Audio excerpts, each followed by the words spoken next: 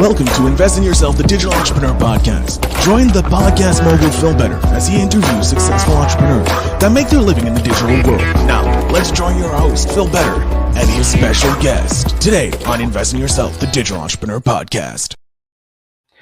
Ladies and gentlemen, entrepreneurs and investors alike, welcome back to another riveting episode of Invest in Yourself, the Digital Entrepreneur Podcast, your go-to source for all things innovation and success in the digital realm. I am your host, Phil Better, the Podcast Mogul, and today we have a guest who epitomizes the modern-day digital entrepreneur. Imagine a dynamic individual whose journey from the corporate world to the forefront of online businesses is nothing short of inspirational. With a keen eye for opportunity and a strategic mindset, our guest has carved a path that merits the words of passive investing, passive investing, entrepreneurship, and remote work seamlessly. Apparently, I'm a little tongue-tied. Armed with a background in engineering management and master's degree in project management, our guest brings a wealth of expertise to the table. But what truly sets them apart is their relentless pursuit of alternative investments in the digital landscape. Picture this, a world where online businesses are not just a venture, but a vehicle for passive investment, where every click, every transaction holds the promise of financial growth. Our guest saw this potential season and now leads the charge in revolutionizing the way accredited investors approach online business opportunities. But who is this visionary trailblazer, you may ask? Well, hold on to your seats, because today we are honored to welcome none other than Kyle Kuderewski, the operating manager at WebStreet, formerly Flipper Capital, to the show.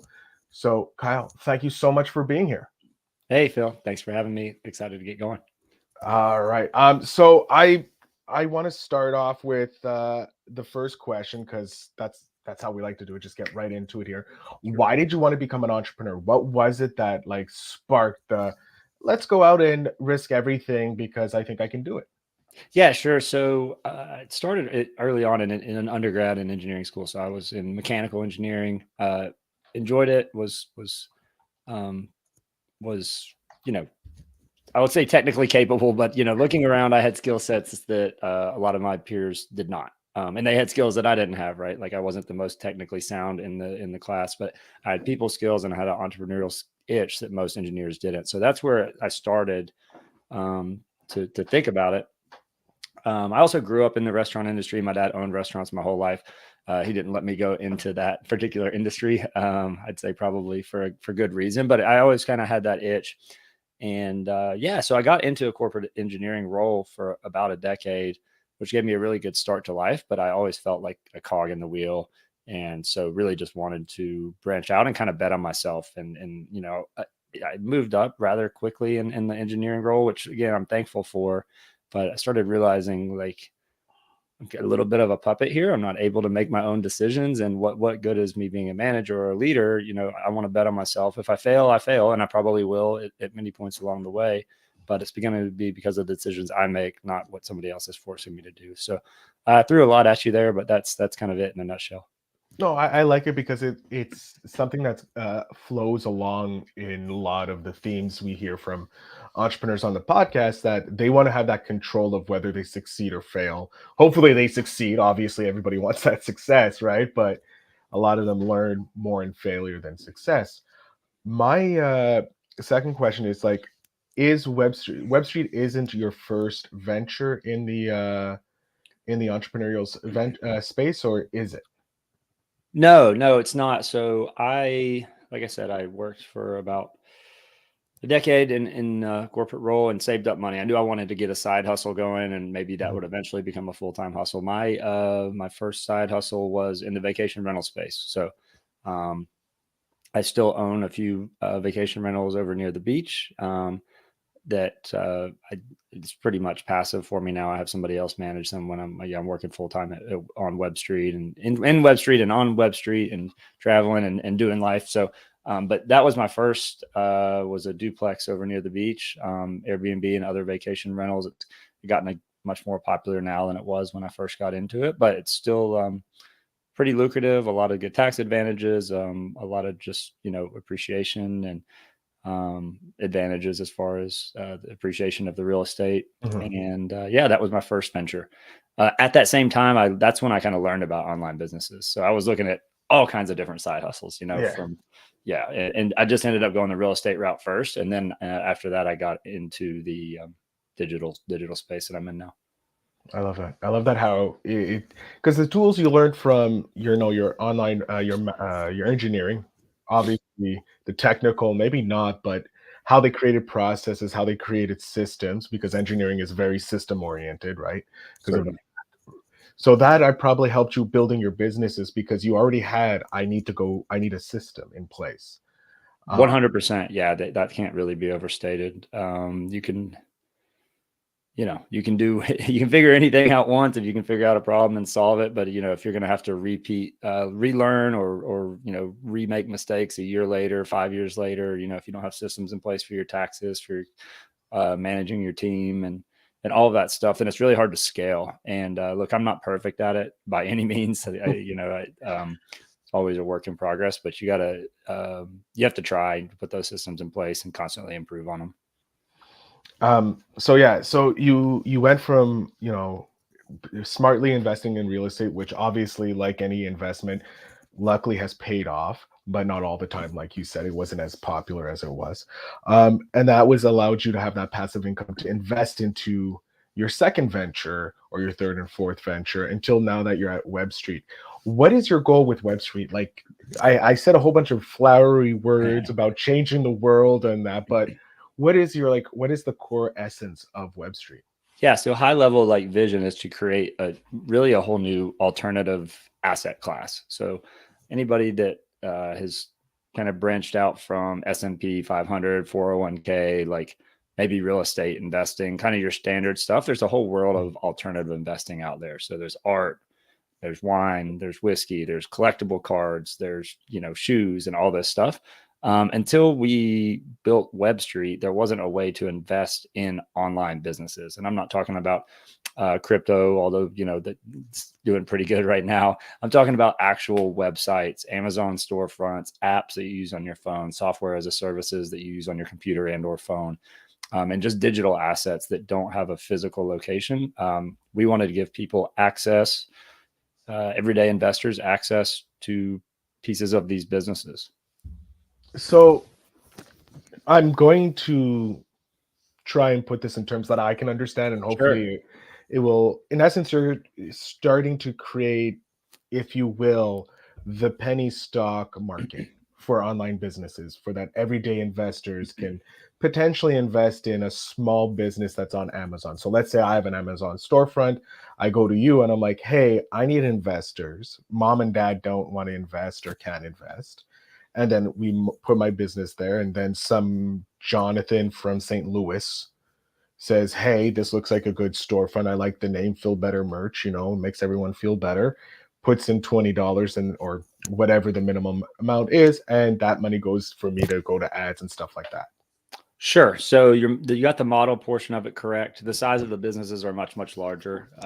I gather that you're not doing mom and pop size. You're focusing on at least I'm guessing 7+ figures. Revenue. We have the size of the businesses vary based on operator experience, but much larger. We've got about 40 assets right now, worth around $30 million. So you can kind of do quick math there. But you did talk about Empire Flippers a little bit earlier. The reason we have access and we knew this was such a viable asset class is Empire Flippers is our sister company. They're simply a brokerage for online businesses. So there's all kinds of physical business brokerages out there, right? Phil builds a website or a business of any kind. He wants to sell it. He goes to a broker. Kyle wants to buy one, whatever. They broker the deal. They've been around for over a decade as well, or not as well. We're about 3 years old at WebStreet, but anyway, over $500 million. So that's $500 million with a B in businesses that have been brokered through Empire Flippers. So we knew there was a bunch of deal flow, and they've sold sites, as little as $10,000 and as much as $14 or $15 million. So wide range of sites and assets. And there's a lot of people that want to take advantage in the upside of the internet, right? Like yeah, it feels like it's been around forever, but it's still early. Like there's still all kinds of new monetizations coming out. Yeah. Like And podcasting is just starting to get monetized, right? exactly. Like soon, probably you're going to be a broker to flip podcasts, since you went Yeah. from digital businesses to investing. Then you probably, oh my God, I think we're going to talk afterwards, because I want to talk to you about that. But yeah, this is so interesting. Yeah, there was one that was sold recently, and it was nothing to do with us. It was or Empire Flippers. It was completely through a different brokerage. It was a podcast, and it, I forget how much the final price was, but it's over $10 million. And I think the host is continuing to help out with it, but he didn't want to do the hosting anymore, and so large exits. So yeah, just again circling back, like giving access to people that want to invest in the internet. But they don't have either the time or the skills to run those sites themselves. So that's basically what we're doing. Okay, so are you running the sites, or you're still partnering with the original runner? We partner. What we actually do, our model right now is we bring in what we call operators or portfolio managers who have a track record of building sites and selling sites. Maybe they want to go bigger. They've sold a few $100,000 sites and they want to start buying bigger, but they don't have the money to buy bigger. So we pair them with investors, and then they go out and buy the sites. So we're not necessarily partnering with Kyle, who's already running a site, and just giving him money. Although we may entertain that down the road. Our models, we're always trying to follow market trends.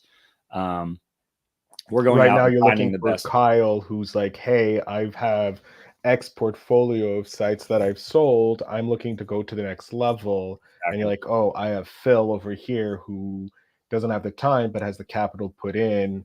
And then you go, exactly thank you very much. Okay. Yeah, you got it spot on. And just because of our history with Empire Flippers, and we just have a huge network of online business operators. Although I will say, if anybody's in your audience has experience, we're always looking for more. We're always looking to pair with top level operators. We have it's a bit of a it's not a bit, it's an in-depth vetting process, right? Like, we're not just going to go raise money for anybody, because we are putting our stamp of approval on it. But yeah, we're always looking for people who have experience running online assets, and we're happy to go raise the money for you. I love that. That's incredible. It's a huge opportunity as well for individuals to leverage a different part of the internet, the digital digital marketplace. It's like you guys are the equivalent to, like you said, the physical brokerage firm. Someone having a store, looking to build a store, having a track record, just doesn't have the capital, and you're connecting someone with the capital. That's pretty much what you're doing. But in the digital space, this is revolutionary. Well, not revolutionary, but it's freaking amazing. Yeah, I find it revolutionary. Yeah, we're excited about it. Yeah, we're 3 years in now. Like I said, I gave some of the stats earlier. We're providing, so far, we're on track for 20% annual returns for our investors, which is what we were hoping for. What's really cool too, I talked about appreciation in real estate. If you're diversifying your portfolio, right? I'm not saying everybody should go invest their money with all of their money with us. You should certainly diversify. Yeah. But there's different plays, right? There's appreciation plays, like in real estate. Yeah, maybe it's a rental property, so it's got some cash flow, but maybe your play is the appreciation, or a piece of art. Like, it's not going to cash flow, right? You're waiting on it to become more valuable. These businesses are cash flowing from day one. So every quarter, whatever profits are made within the businesses, 2/3 of those profits go to investors. So yeah, it's a cash flow play. Now, hopefully the businesses grow over the 2 to 4 year range when the operators are running them. If they grow and they sell them for more, then you get some appreciation as well. But there's the huge cash flow component to it, which is different from a lot of investments. Okay, it's great. I'm curious, because both of us probably grew up during the .com boom. That's right. And there was that explosion that happened. The .com bubble burst. Do you see something like that, or foresee something possibly an implosion or a burst, if you will? Obviously, we're very early in this industry, as you said. Maybe Max, someone has been in this. You've been in Empire Flipper for about a decade, correct? Right, correct. So we're still young. Still young, yeah. So this is we're looking maybe another decade to go before we even reach the height of the dot-com boom was.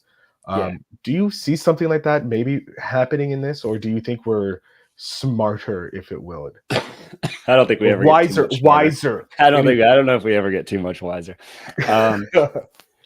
Yes and no. So, that was an enormous bubble. We may see something like that with AI, but we're seeing a lot of, over the decade or so, we've seen a lot of smaller versions of that. So one example would be the Amazon FBA model, fulfilled by Amazon. Still a good model. We still invest, having people invest in it. But during COVID, valuations just, they exploded. I don't have to explain why. Everybody's shopping from home. It's easier to make money from home. Everybody wanted in on the passive income or more passive income. And we just saw valuations get way too big. We saw aggregators buying up all these Amazon storefronts and rolling them into different brands. A bunch of those have gone out of business now. Valuations have come back down probably to where they should be. We've seen this with content sites as well. So your content sites, any of your review sites or your blogs where people are going and clicking and getting affiliate commissions. Still a good business model, but you're very dependent on Google's algorithms, right? They do updates a couple times a year. They change search rankings. One day you're at the top of the Google search for top 10 travel backpacks, and then they do an update and you're not even on the front page anymore. Your business is going to hurt. And the next big one is definitely around AI. A ton of people are using ChatGPT and others to crank out content, and Google's penalizing them. Maybe not up front. It takes them a little while to catch up. But if you build your whole business around kind of the easy way out, or technology that's not, proven to Google, or whatever the algorithm is, Pinterest, wherever you're selling stuff, there's always risk. So I'll wrap that up. It's a bit long-winded. I'd say change is very, very quick in the online business world, much quicker than something like real estate. It's still developing. So it's a riskier asset class at this point. And like you said, it probably will stabilize over time, but the only constant right now is change. I like that. The only constant is change.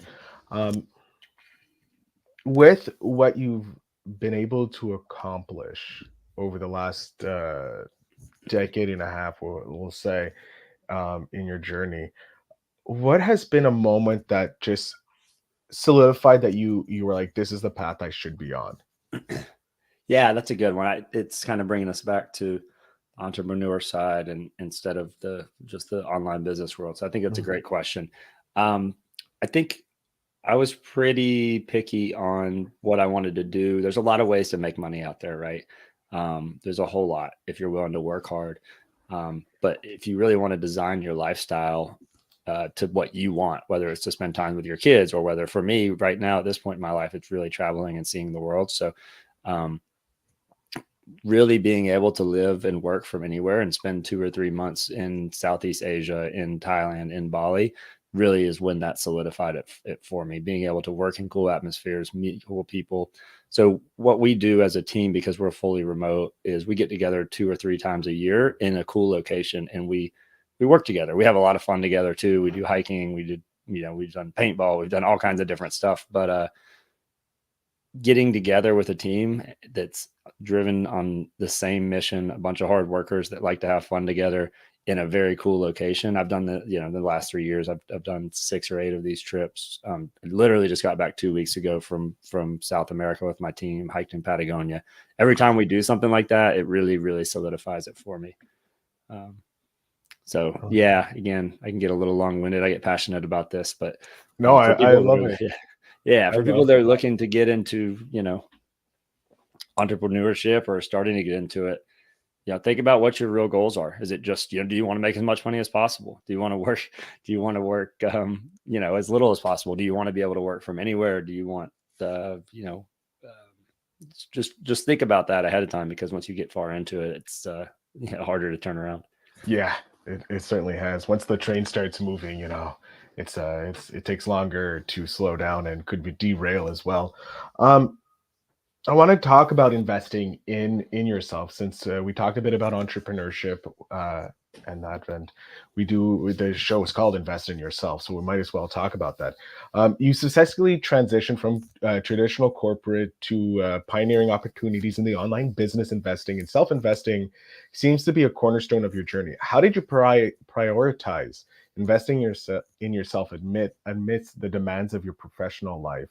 And do you have any hot habits you found effective in creating this lifestyle?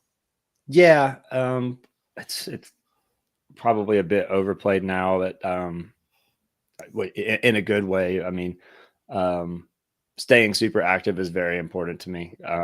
Start whether it's in the morning, the evenings. I'm not one of those that says you have to go do it at 5 a.m., but doing something every day to stay active, whether it's the gym or going for a walk or doing a YouTube yoga video or something, that's really helps me both mentally and physically. But what I would say is you have to be willing to sacrifice. So when I was at my previous role, that's when I did my master's. So I did my master's on nights and weekends. And not everybody has to go the master's route, but to me, it was so much more relevant to real business experience than anything I learned in undergrad. And you get a mechanical engineering undergrad degree, right? That should be a really good degree. And I guess you can say it is, but it was jumping through a lot of hoops versus learning real life business skills. And so being really willing to sacrifice for a couple of years, do nights and weekends, doing the MBA or a master's. Honestly, it blew my mind because my former employer was willing to pay for most of that program. And I'm looking around at, which is huge, right? You would think a lot of people would take advantage of that. And I was looking around a facility of about 500 employees, and literally I was the only one doing it. And that's great. I don't say that to as a brag or anything like that. It just blows my mind that you wouldn't want to kind of invest in yourself like that. So that's one example. That was for me, but whatever it is, those opportunities when they come up, you got to take advantage of them. I like that. Looking for the opportunities, like you said, 500 employees had this opportunity to go get an extra learning degree. Like, I'm pretty sure he was your boss was going to cover not just your master's, but any second post. Oh, for sure. Yeah. That would help because it brings more money into his pocket because it's an 100%. investment. They look at it as an investment. I think networking is huge too. I know you didn't ask an additional. No, hey, this is you telling us, sharing with the audience. So if networking is on your mind, let's talk networking. Yeah, I mean, I just think, obviously there's introverts and there's extroverts, so maybe it's not super natural to everybody, but there's a lot of opportunities out there in communities, community events, chamber events, online. I did a morning brew. There's a morning brew newsletter. They had about an 8-week program that was business skills, but a lot of just networking. And I think taking advantage of those opportunities is huge too, because I mean, I personally love getting to know people, but even if you don't, being diligent about your networking can help you provide all kinds of new opportunities. So it's another way to invest in yourself that people don't think of. I can't disagree. I have to agree fully with that. With podcasting, a lot of the amazing guests that come on my podcast are from previous guests. So that's the networking happening there, or making connections through PR agencies or podcast connectors that I have, because that is a wealth of potential guests. That one, for me, less work for me because I don't really have to go out and find new guests all the time. But also, it's great because I get to meet people like yourself, Kyle, that may not be in my immediate network or even hear of this podcast if it wasn't for that network that I created. So yeah, networking is probably one of the fundamentals of being an entrepreneur. Yeah, 100%. And I've heard that I have friends that do podcasting as well as, I go on a lot myself, and I've heard that from many of them. That's they enjoy a lot of aspects of it, but that's one of the biggest. So good advice. Versus some of the long hours it takes to grow, but with anything, as you put in hard work, it only makes us appreciate it more. I do want to touch on your extensive experience in passive investing, because you've probably encountered some various challenges and triumphs along the way. Is there a pivotal moment in your career where your expertise and your strategic mindset truly shone? Yeah, I don't know about a particular moment, but I know one thing for certain that I always try to do is really listen to what the market's telling you, which sounds obvious when you say it, but a lot of times when you're investing, whether it's passively or more actively in things, you know, if you're having to really work on product market fit, or if you're really having to force something to work, maybe the market's not telling you to do exactly that, or vice versa. If something's going very well and it's not, you know, the market's demand is really high. So, you know, for me, the vacation rental thing, when I first purchased the home I live in now, I had a small mother-in-law suite above the garage, and I'd spent most of my savings, almost all of my savings, on the down payment on the house. So I threw that mother-in-law suite on Airbnb with like very little effort. I actually had an air mattress up there to start with, and every weekend it was rented out like crazy. So that was really like, I mean, this sounds like very duh, but like that made me continue to say, all right, I need to go find a vacation rental in this area. And, you know, obviously the numbers have to work and all of that, but yeah, I believe in foreign market trends big time. That's what brought me into the online business industry as well. That'll hopefully be what brings me into whatever my next investments are. On the flip side, I would say, being educated about what you're investing in is the most important thing you can do. Because you're going to really, when things are going well, you're going to appreciate them a lot more. You're going to understand what you're invested in, but also when they're not going so well, I don't know what it is about understanding what you're invested in deeply. But you can really understand why it's not going well and not beat yourself up as bad. Cause y'all going to have good and bad investments. So some advice, not necessarily pivotal in moments, but that's some things I've learned. I love them. Hey, it's going to help someone and be a pivotal moment for someone listening to this podcast sometime down the road. Kyle, we are coming near the end, and I hate it because I want to learn more about your whole business, your life. It's fantastic to me. But I'm wondering, I have the 10-year-old version of you right beside me, a fire kicker, if you will, ready to go. I would like to have one piece of advice that you would love to be able to hand back to your 10-year-old self. What is a piece of advice you would love to hand back?